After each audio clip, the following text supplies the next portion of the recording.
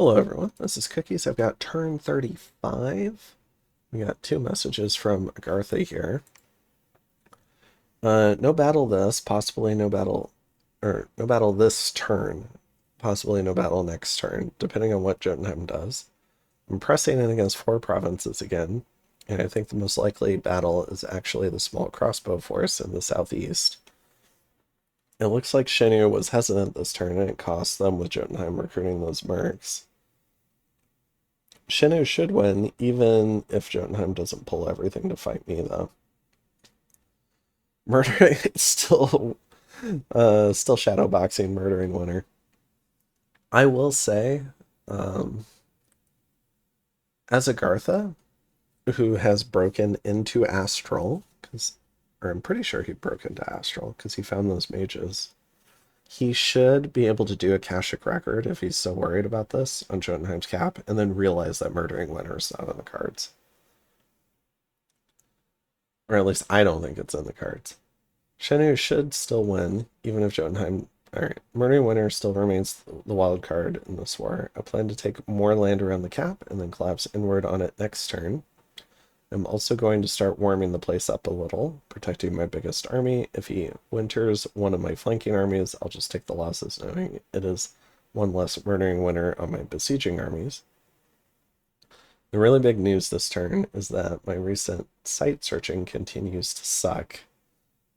8 remote site searches in 2 turns and not a single site uncovered, even worse, 6 well-rounded mages site searching, and what have I found?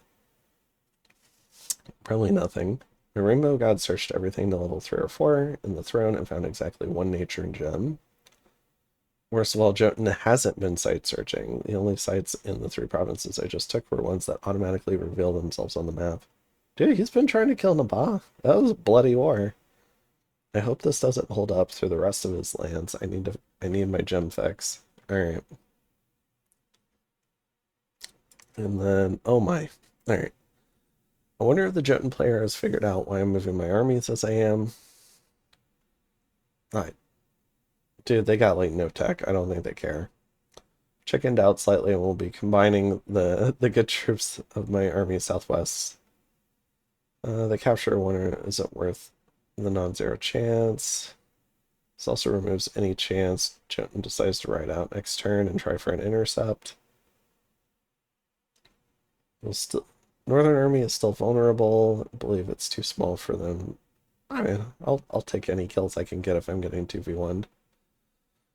So I'm moving the remaining chaff in my main army to that province, where it could move to the throne or Jotun's cap while sending all the chaff to the south, in the south to the throne, and sending the Olms and Shardguard in my cap to the throne to storm and or intercept any army Jotun sends that way.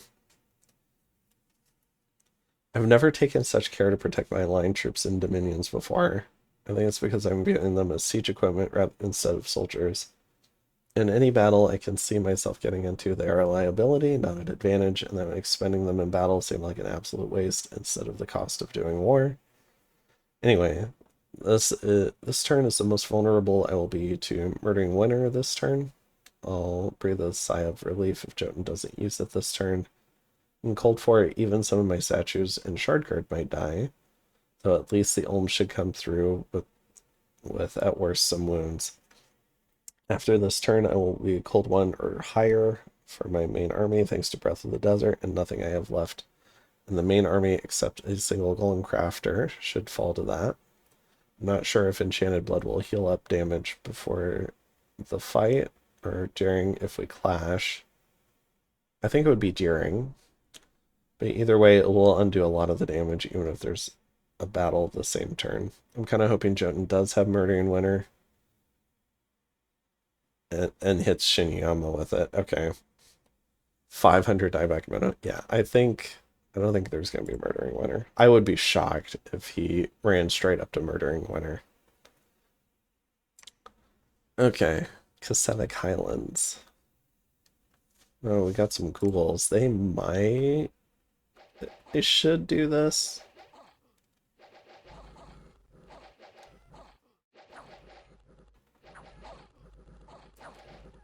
That Jarl's doing a lot of damage, though. There we go. They kill him. Alright, Rotmarsh.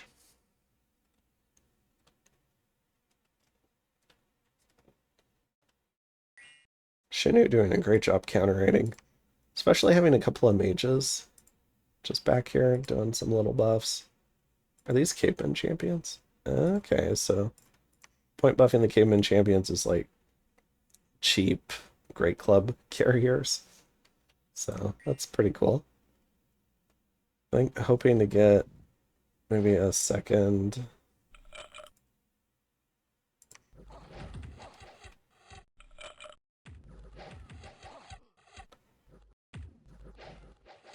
Honestly, I thought we'd see more moss spotting. Maybe it was supposed to go on the caveman champion, but instead the mage targeted self with it, which is targeting by HP is a lot less consistent in Dominion 6 than Dominions 5.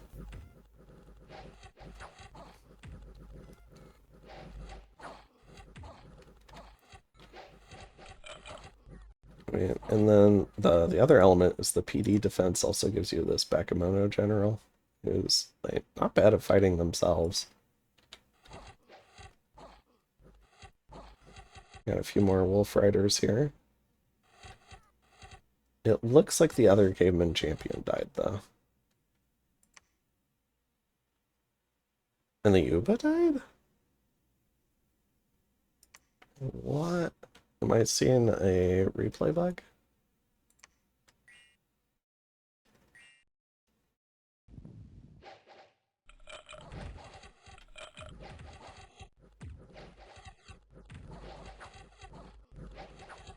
Almost certainly these actually made it back here if this is indeed a replay bug.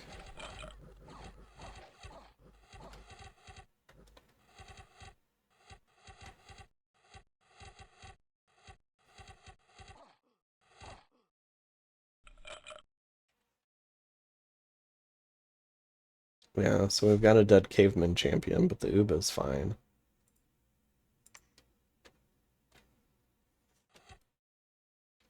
Weird. Okay. And then in Kark, alright, so Oceania attacking again. Sending out all the stealthy mages. Why isn't Brave? The Capricorn. This time finds a whole little army of siege chaff. Got some swarm casting though. Ooh, blood poisoning is nice. So, I think that should kill this Morvark. You can see all the poison there. That's a solid kill.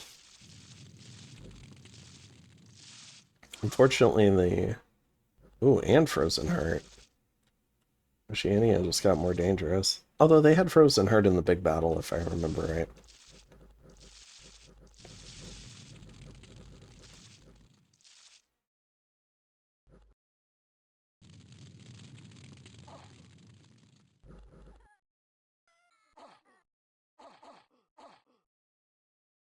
Alright. So trades out the Capricorn, kills the Morvark, and kills some other junk. Alright. In Ostrung. Ooh, we got a Shinu Thug. Horror Helmet. Blue Dragon Scale Mail for the cold res, but also the armor and the hit points. Flask of Holy Water for the Bless. So here's the Bless. And then Girdle of Might. Still twice born. And then getting point buffed. Like, oh, and going into the mercenary stack for Jotunheim. Yeah, no magic on the other end.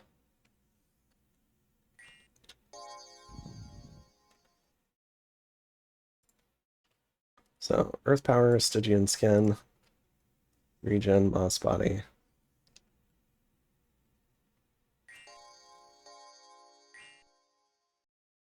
Earth Skin, Enlarge, Quickness, Liquid Body. Now, with the Bless, that gives a little bit of Reinvig. This armor is also nice. It's got low encumbrance. So the spellcasting encumbrance is only 4, and a lot of these buffs are pretty cheap in terms of fatigue.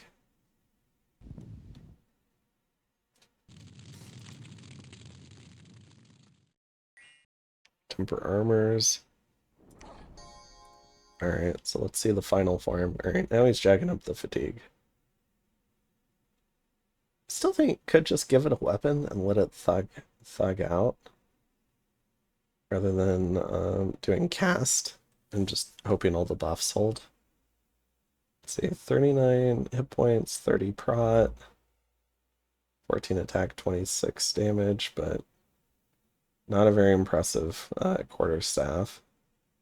Does have fear though. The fear could work wonders on these mercs, and it's just extremely hard to hurt.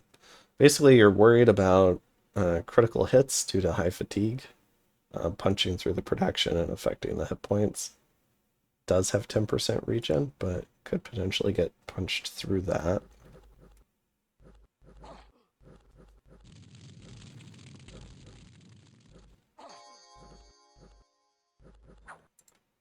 These Thrum Hurtings hit really hard.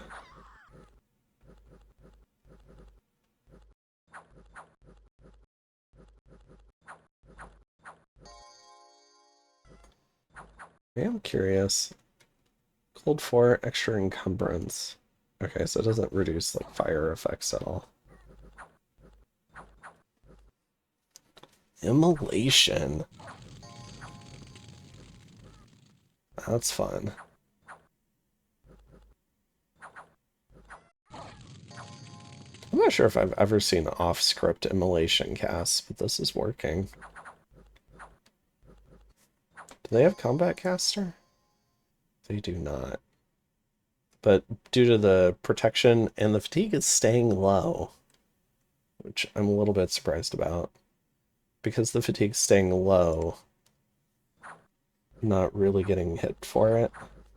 Well, one of the giants just punched through. That was a big hit. I think the sorcerer has routed though.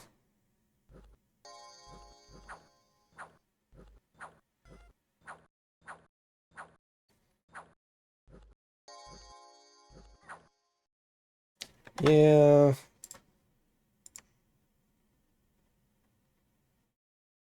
I think just like a big GSS would have been pretty good too.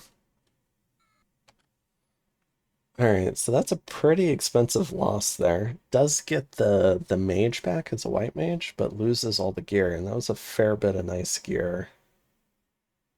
Let's see, so that was here. Oh.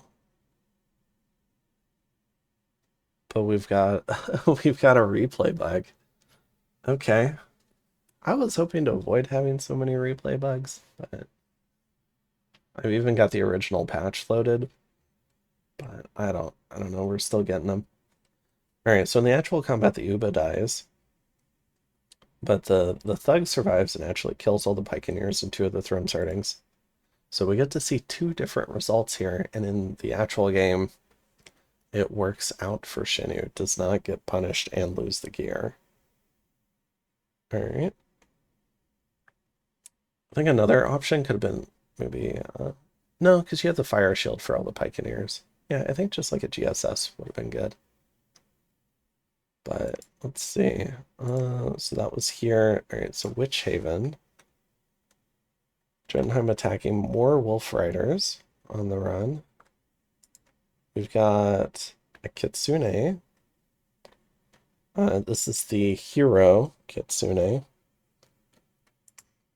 And then, which I believe comes with higher glamour. So this one's really important because she can make an astral booster and the glamour booster. And I think it can be hard on Shenu to break into high glamour.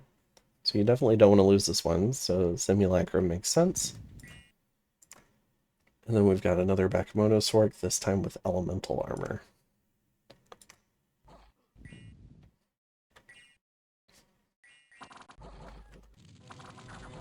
Alright, so let's see the buffs here. Body Ethereal, Luck Blur, Gift of Cheated Fate, Astral Shield. Summon Earth Power, Stygian Skin, Stone Skin. So going for both angles. They're kind of redundant, but I think Stygian Skin might give. I think it's more raw protection against non-magical weapons than Stone Skin. So there's some marginal benefit, I think. And Liquid Body and Fire Shield.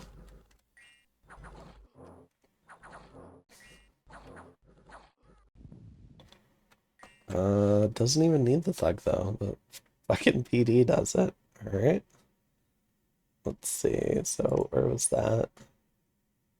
Yeah, so a raptor dies. This is the Merc commander, so doesn't care about that. And then I guess it was just a small Wolf Rider raid. So at most it just burns a couple of gems. And then, yeah, so that was here. So next up is Gray Mercs. Pythium attacking some independents or getting Etheric Acolyte off the payroll. Okay. Let's see. And then, let's see, in Ansirna, we've got Chinu. Looks like they're pinging. They find a little bit of Fort PD. In Kunal, Jotunheim attacks. This is their throne fort. So we got a Wolf Rider raid, which is just going to run face first into a big Agarthan army. Ooh, let's see though. We've got a Gija. So the Wolf Riders are just to buy time. She's got Boots of Long Strides, presumably to get off the battlefield after point buffing. Conjure Phantasmal Warrior. I don't know what this accomplishes. This costs a gem too. So maybe she was trying to cast something else and it didn't cast. And then we've got Blur and oh no, did it twice.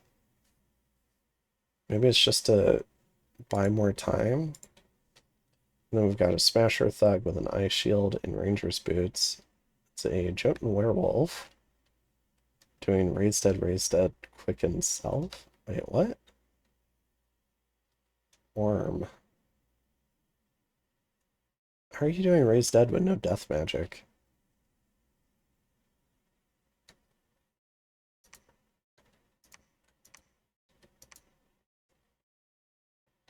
The fuck? It seems corrupt as fuck. What is happening? Alright, so the Jotun Werewolf. How did you cast Raise Dead? Was there a death path on this guy? And then in the Scrotty form, and then he went. I didn't think they got death though.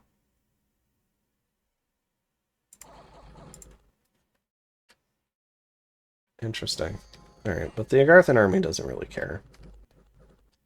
And the Scrotty gets scared and leaves the old woman to die. Alright.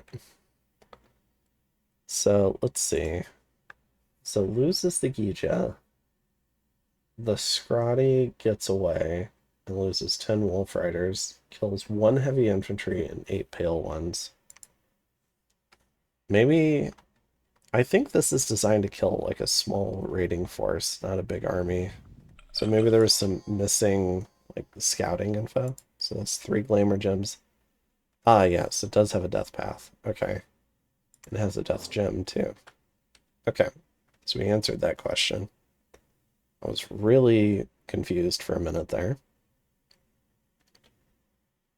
So that's Kunal. Then the Great Blue. So yes, counterattacking Oceania. No one's home. In Durland.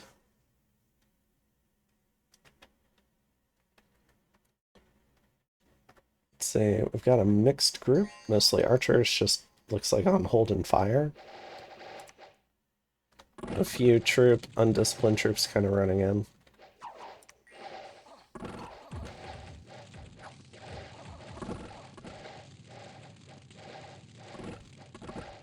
Okay.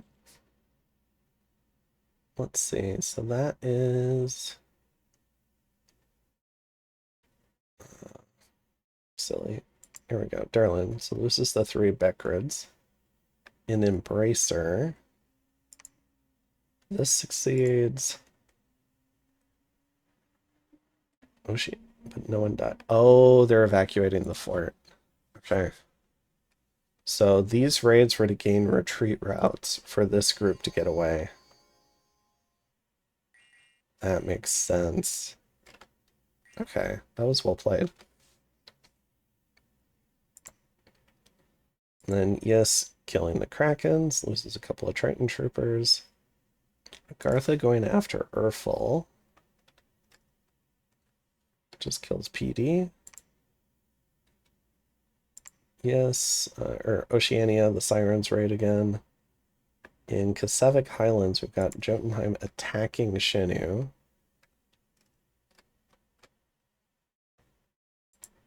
Killing these ghouls. Oh, this is an interesting formation. So you've got the Thrims Herdings in the line, but the Veti, because they're small size too, they can fill in 2 at a time with the Thrims Herdings. Okay. I think that was this one. And then we've got Verdant Steppe. Little Wolf Rider raid. Oh, why are these guys scripted to run away? Oh, that's way too much value. Okay. A lot of retreat scripting this turn. Alright, and Mural.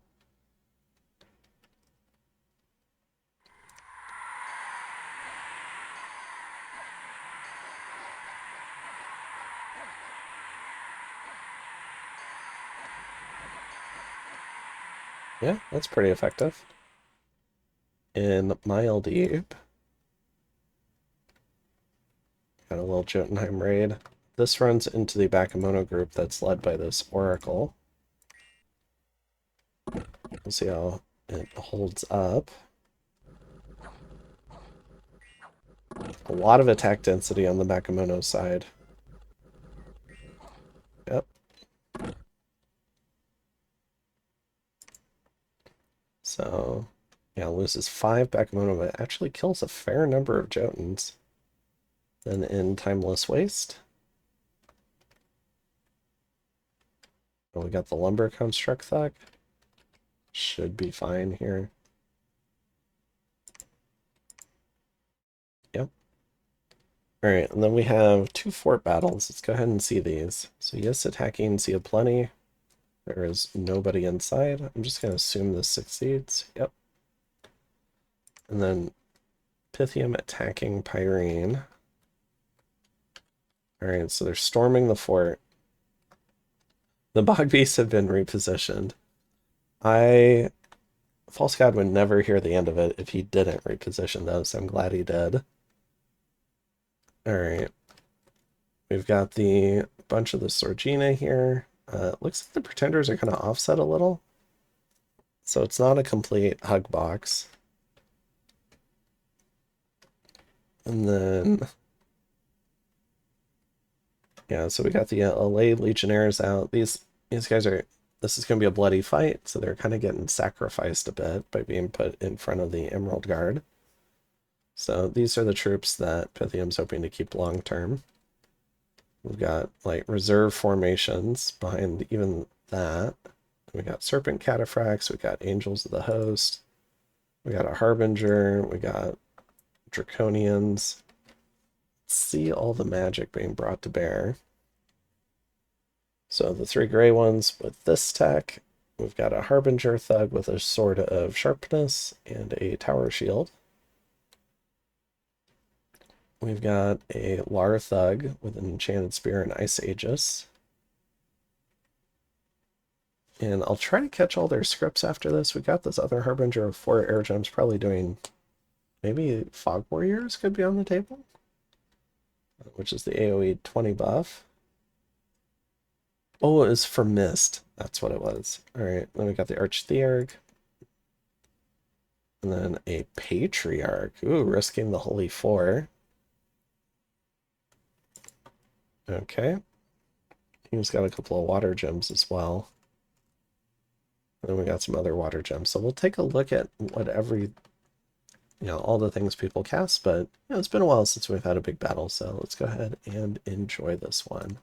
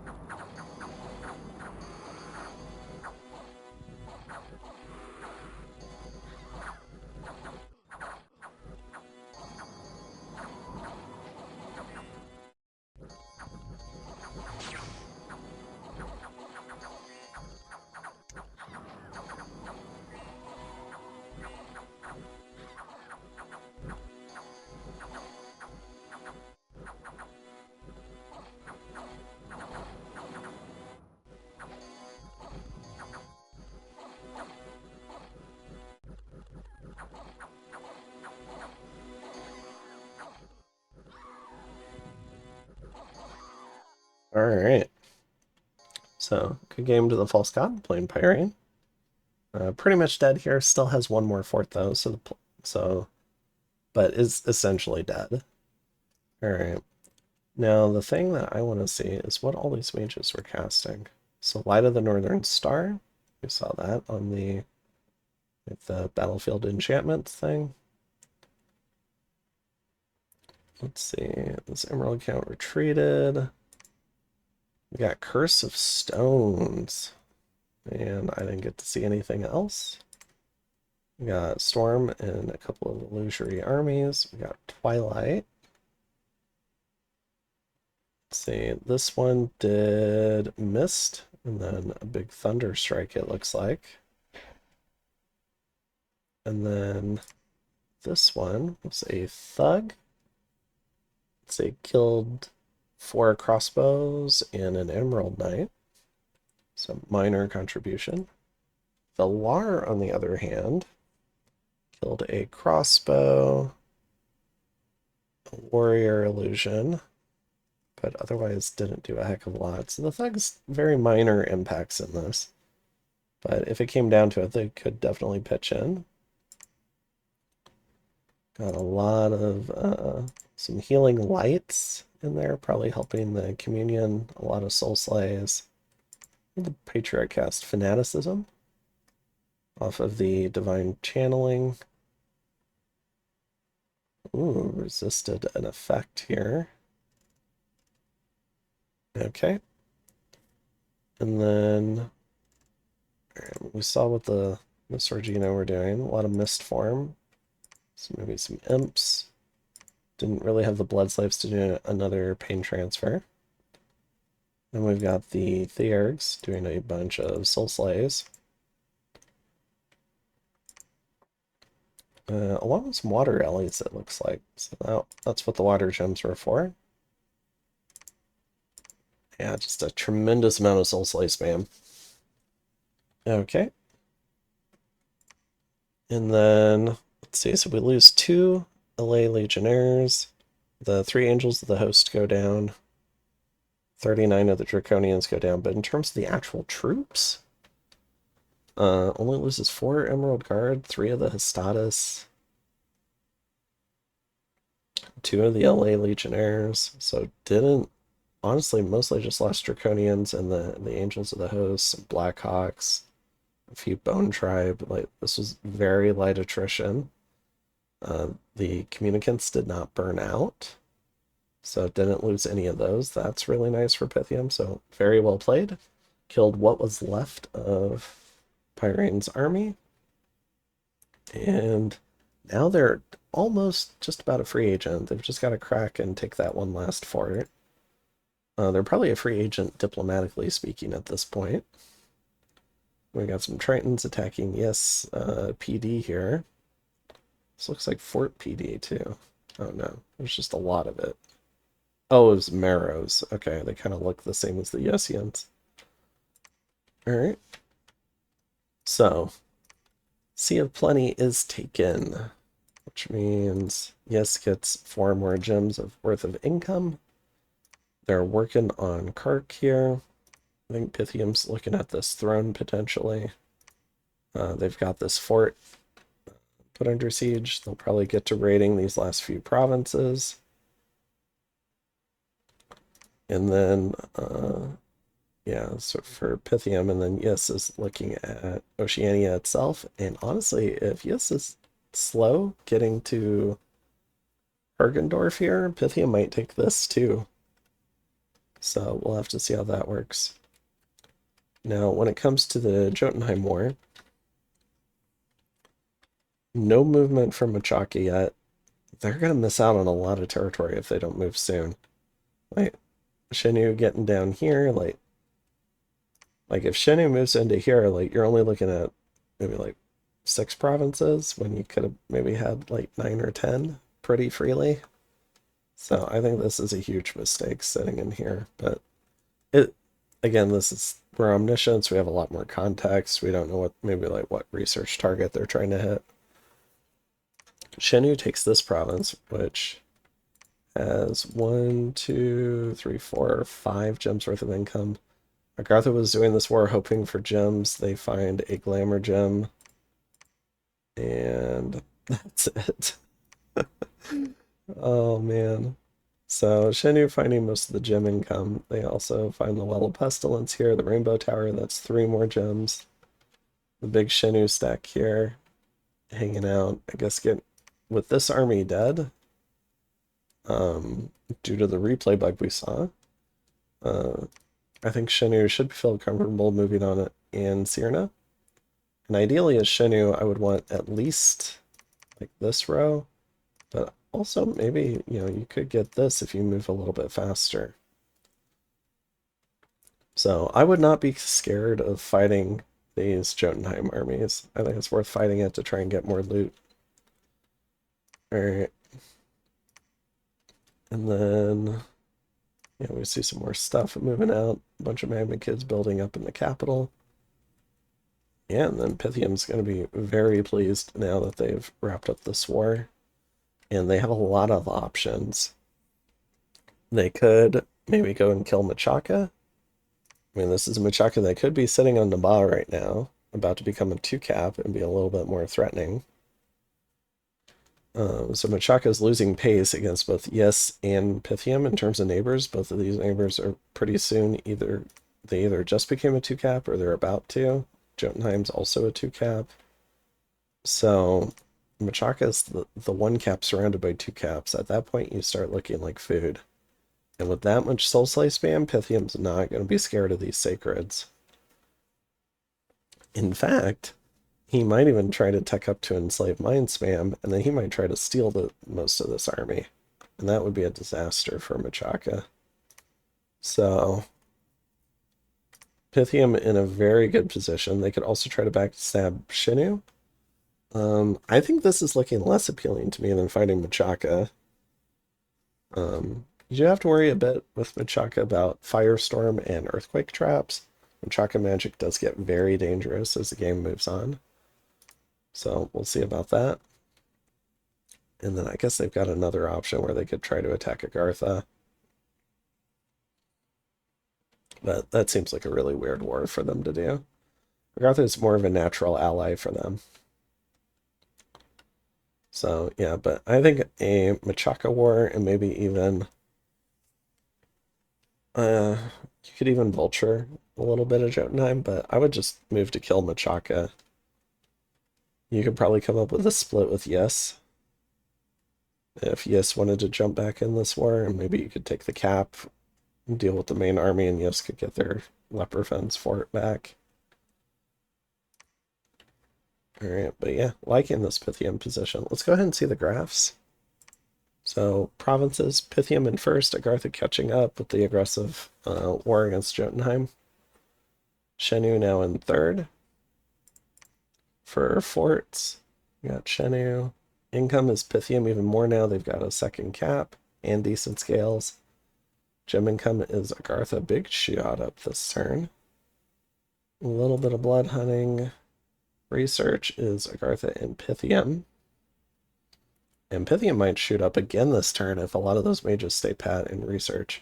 But I would love to see that army just trundle off towards Machaka.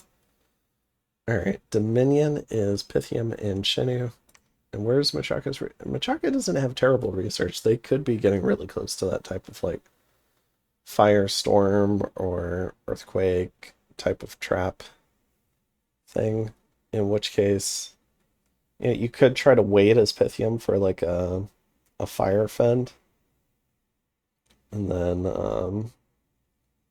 was it the army-wide air spell to try and float? And then once you have those two, you could go for Machaka. I think those would be the two biggest threats I'd be worried about. Maybe that and Foul Vapors. But Pythium's got a lot of tools for doing Serpent's Blessing. And if they're already rolling for an 8 to get Fire Res, maybe it could be Enchantment then. Army size is Shenu, Agartha, and Pythium. Yeah, because can Machaka even do? Because you need nature water. I don't think they have water, do they? Yeah, I mean, they could empower for it. It's something I would be on the lookout for. But I guess it's not trivial for them. Yeah, so I think... And Soul Slaves would ignore Long Dead spam and Enslaved Minds and stuff like that. You might end up getting a lot of banishment spam, but that should also be fine. It's low fatigue. Yeah, I think Machaka is looking like a great matchup for Pythium. We'll see if they go for it. And I think that's it for this one. Hope you guys enjoyed the final storming of Pyrene, and I will see you guys in the next one. Have a good one. Bye.